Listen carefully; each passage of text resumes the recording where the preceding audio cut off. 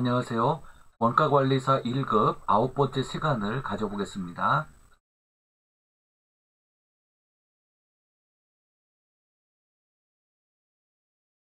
오늘은 결합원가 계산 첫 번째 시간으로 기본 개념과 결합원가의 배부에 대해서 자세히 알아보겠습니다.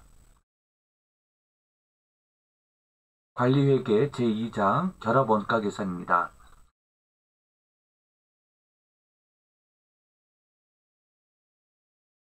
기본 개념을 살펴보겠습니다.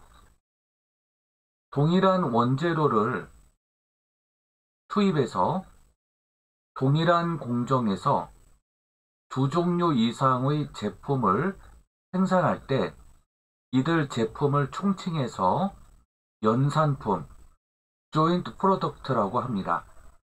연결되어 있는 생산품이다라는 얘기죠. 또는 결합제품이라고도 합니다. 예를 들면 정유회사에서는 동일한 원료인 원유로부터 휘발유, 등유, 경유, 나프타 등을 생산합니다. 이러한 제품들은 일정한 생산 단계에 도달할 때까지 제품별로 구분할 수 없으며 특정 단계, 특정 지점에 이르러서야 개별 제품이 됩니다. 따라서 각 제품이 개별적으로 식별 가능한 시점에 이를 때까지 이것을 분기점이라고 하는데요.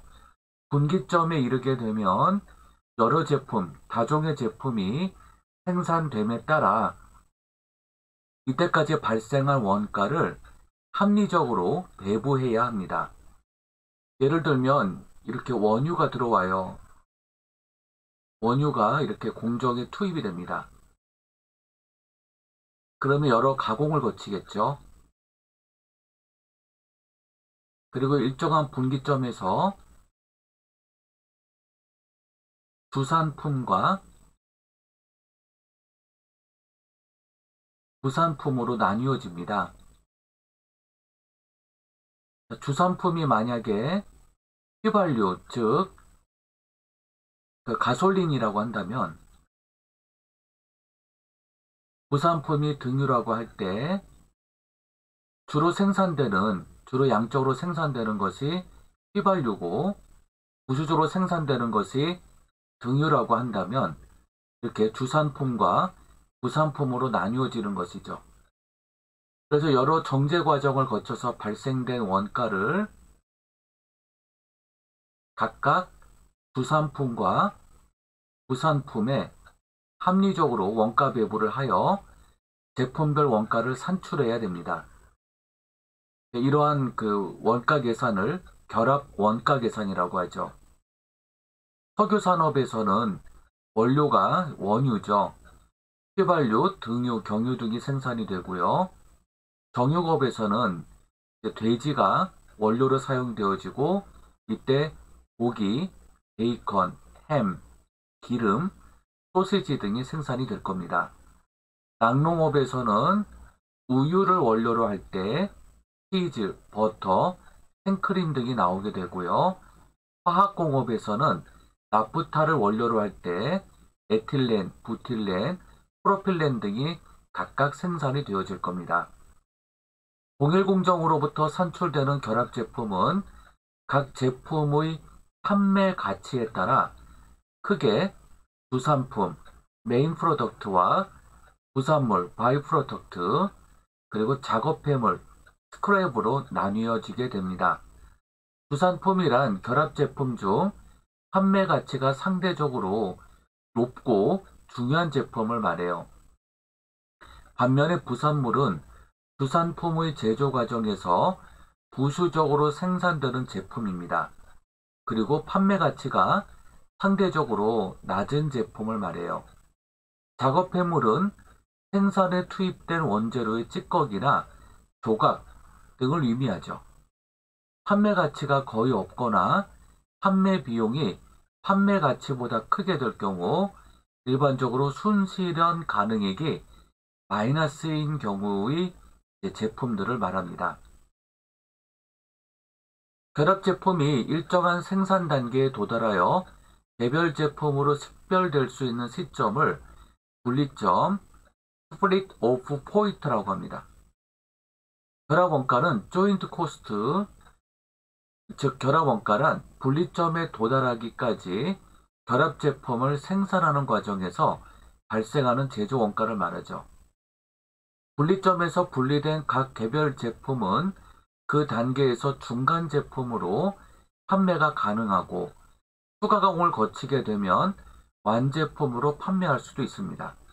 이렇게 분리점 또는 분기점이라고도 하는데요. 그 이후에 발생하는 원가를 분리 가능 원가라고 합니다. 그리고 또는 추가 가공 원가라고도 부르죠. 연산품이 개별적으로 식별 가능한 지점이 있죠. 여기서 나뉘어지는 거예요. 그리고 나서 또 추가 가공이 있을 수 있죠. 여기서도 이제 원가가 발생이 되고 또 여기에서도 원가가 발생을 합니다. 정유회사의 경우 원유를 처리하는 데 소요되는 원가가 결합 원가이고 원유가 휘발유, 등유, 경유, 나프타 등으로 식별되는 시점이 분리점이 됩니다. 분리점에서 경유, 등유는 즉시 판매될 수 있으나 휘발유의 경우에는 추가 가공을 또 해야만 합니다. 이때 휘발유의 추가 가공에 소요되는 원가가 분리 가능 원가 또는 추가 가공 원가가 됩니다. 이번엔 결합 원가의 배부에 대해서 알아보겠습니다. 결합 원가를 결합 제품에 배부하는 방법에는 순실현 가치법, 판매 가치법, 물량 기준법, 균등 매출 총이익률법 등이 있습니다. 먼저 물량 기준법을 살펴보겠습니다. 물리적 측정 치법입니다. Physical Measure Method라고도 하는데요. 물량 기준법은 분리점에서 개별 제품의 수량, 중량, 부피, 면적 등과 같은 물리적 단위를 기준으로 하여 결합 원가를 배부하는 방법이에요. 물량 기준법은 제품의 가격이 매우 유동적이거나 알려지지 않을 때 또는 분리점과 최초의 판매 가능 시점 사이에 많은 공정이 있을 때 주로 사용됩니다. 예시를 보겠습니다. GS 칼텍스는 10,000리터의 원유를 가공하여 등유와 경유를 생산하는데 2021년 3월에 발생한 생산 수량, 판매 가격, 제조 원가 자료는 다음과 같습니다. 각각 등유 6,000리터를 생산을 했고요. 리터당 판매 가격은 50원입니다. 경유는 4,000리터를 생산했고요. 리터당 판가는 550원이에요. 그래서 총 10,000리터를 생산을 했고 총 합계 단가는 600원입니다. 이번엔 원가 항목을 보면 이렇게 각각 원가들이 발생을 했어요. GS 칼텍스는 제품의 생산량을 기준으로 결합 원가를 배부할 경우 등유와 경유 제품에 배부될 결합 원가 배부액은 얼마인가 할 때요. 총 65만 원이 발생을 했죠. 그리고 등유 생산량 6,000리터, 경유 생산량 4,000리터가 있습니다. 그러면 이렇게 6,000리터와 4,000리터의 각각 원가를 배분하게 될 텐데요. 먼저 생산된 량에다가 판가를 곱합니다. 그러면 30만 원이 나오죠. 또 경유 생산량에다가 판매 단가를 곱하면 220만 원이 나와요.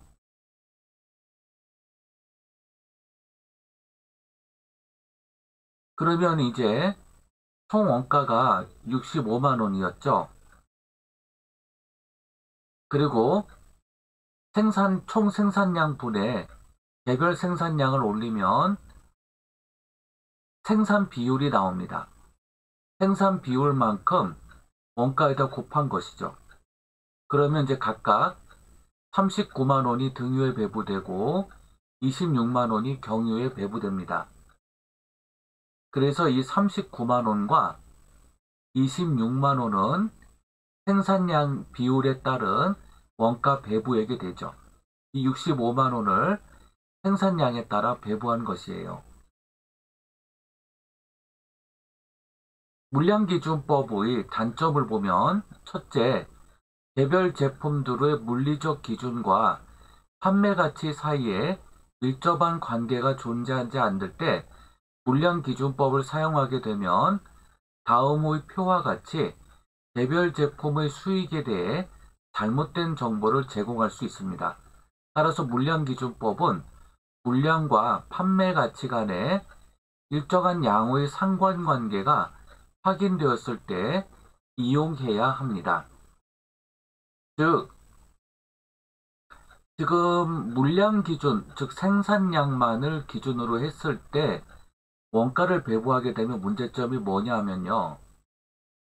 등유가 생산량이 경유보다 높아요. 이런 이유 때문에 총 원가 중 39만 원이 등유에 배부가 되고 26만 원이 경유에 배부가 된 것이잖아요. 그런데 판가 기준으로 보면 등유보다 경유가 높죠. 판가 기준을 보면 등유보다 경유가 높아요. 자, 이럴 때에 상대적으로 생산량 기준으로 볼 때 등유가 높다는 이유로 원가가 많이 배부되는데 판매 가치로 볼 때는 등유보다 경유가 높잖아요. 그러면은 39만 원이라는 엄청난 양의 원가가 배부가 되면 판매 마진은 더 감소하게 될 겁니다. 경유는 판매 마진이 더 높게 되죠. 그래서 판매 단가를 기준으로 하지 않고 생산량만을 기준으로 할 때 이렇게 판매 가치가 낮은 제품일수록 판매 마진이 더 떨어지는 그런 불합리한 정보가 나올 수 있어요. 그래서 상관관계가 맞지 않죠. 생산량만을 기준으로 했을 때의 문제점이에요. 자, 그러면 이제 상대적 판매가치법을 보겠습니다. 분리점에서의 상대적 판매가치를 기준으로 결합원가를 배부하는 방법을 상대적 판매가치라고 합니다. Relative Sales Value Method라고도 하죠. 상대적 판매가치법은 판매가치가 높은 제품에는 많은 원가를 배부하고 판매가치가 낮은 제품에는 적은 원가만을 배부하여 수익과 비용이 적절히 대응될 수 있도록 하는 논리입니다. 상대적 판매가치법을 사용하기 위해서는 분리점에서 개별 제품의 판매가치를 신뢰성 있게 측정할 수 있어야 하는데 분리점에서 개별 제품을 판매할 수 있다면 판매가치의 측정이 용이하죠. 이 때문에 상대적 판매가치법을 이용하여 결합원가를 배부하기가 좋게 됩니다. 예시를 보면 GS 칼텍스는 10,000리터의 원유를 가공하여 등유와 경유를 생산하고 있어요. 2021년 3월에 발생한 생산 수량, 판매 가격, 제조 원가 자료는 다음과 같습니다. 이렇게 생산량이 있죠. 아까와 동일합니다. 판매 가격도 동일해요. 자, 그러면은 이제 전체 결합 원가가 65만 원이 나오죠. 자, 등유는 30만 원의 판매 가치가 있고요. 정유는 220만 원의 판매 가치가 있어요. 자, 그러다 보니까 상대적으로 판매 가치를 보면 등유보다 정유가 높아요. 그래서 각각 판매 금액을 기준으로 안분하게 되면 등유에다가는 7만 8천 원의 원가가 배부가 되고 정유에는 57만 2천 원의 원가가 배부가 됩니다. 그래서 판매 금액이 클수록 원가 배분이 많이 되죠. 이것을 부담 능력 기준이라고도 합니다. 자, 이번엔 순실현 가치법에 대해서 알아보도록 하겠습니다. 순실현 가치법은 Net Realizable Value Method라고도 하는 것인데요. 추정해서 순실현 가치를 구해요. 그렇게 해서 상대적인 비율을 기준으로 결합 원가를 배부하는 방법입니다. 순실현 가치는 개별 제품의 예측된 최종 판매 가치에서 생산과 판매에 관련하여 예측된 분리 원가를 차감한 금액을 말합니다. 순실현 가치는 예상 판매 가격에서 예상 분리 원가와 예상 판매 비용을 더한 값을 차감합니다. 분리점에서 개별 제품의 판매 가치를 알 수 있는 경우에는 상대적 판매 가치법을 적용하여 결합 원가를 배부할 수 있지만 분리점에서의 판매 가치를 알 수 없는 경우에는 개별 제품의 예측된 최종 판매 가치에서 생산과 판매에 관련하여 예측된 분리 원가를 차감한 순실현 가치를 배부 기준으로 사용합니다. GS 칼텍스는 등유의 경우 분리점에서 리터당 50원에 판매될 수 있지만 경유는 판매 시장에 존재하지 않습니다. 따라서 경유는 추가 가공하여 단위당 600원에 판매하려고 해요. 중간재 경우 4,000리터를 추가 가공하는데 직접 노무원가 20만원과 제조간접원가 10만원이 소요됩니다. 이럴 때 원재료 10,000리터가 들어가요. 총 원가는 65만원입니다. 아까와 같이. 등유는 6,000리터, 리터당 판가는 50원입니다. 경유는 4,000리터를 생산했고 추가 가공 원가가 30만원이 발생이 돼요. 경유는 리터당 판가가 600원이에요. 물음을 보면 GS 칼텍스는 순실현 가치를 기준으로 결합 원가를 배부하면 등유와 경유에 배부될 각각의 결합 원가 배부액을 구하는 문제입니다. 자, 먼저 등유를 보겠습니다. 30만원의 판매 가치가 있어요. 그리고 경유는 240만원의 판매 가치가 있고요. 경유 추가 가공 원가는 직접 노무비가 20만원, 제조간접비가 10만원입니다. 순실현 가치를 보겠습니다. 등유의 순실현 가치는 그대로 30만원이 됩니다. 경유의 순실현 가치는 추가 가공 원가를 뺀 210만원이 됩니다. 그래서 결합 원가 65만원에 총 판가가 240만원이 되죠. 그 이유는 등유에서의 총 판가 30만원과 그 다음에 240만원에서 직접 노무비와 제조간접비 30만원을 차감합니다. 그러면 210만원이 나오죠. 이 두 개를 더하면 240만원이 됩니다. 순실현 가능가액이 되죠. 그래서 분모의 값이 240만 원이 되고요. 분자의 값은 이렇게 등유 판매 가치, 경유 판매 가치를 올려요. 이렇게 배부하면 등유의 결합원가 배부액은 81,250원이 되고 경유의 결합원가 배부액은 56만 8,750원이 되는 것을 알 수가 있습니다.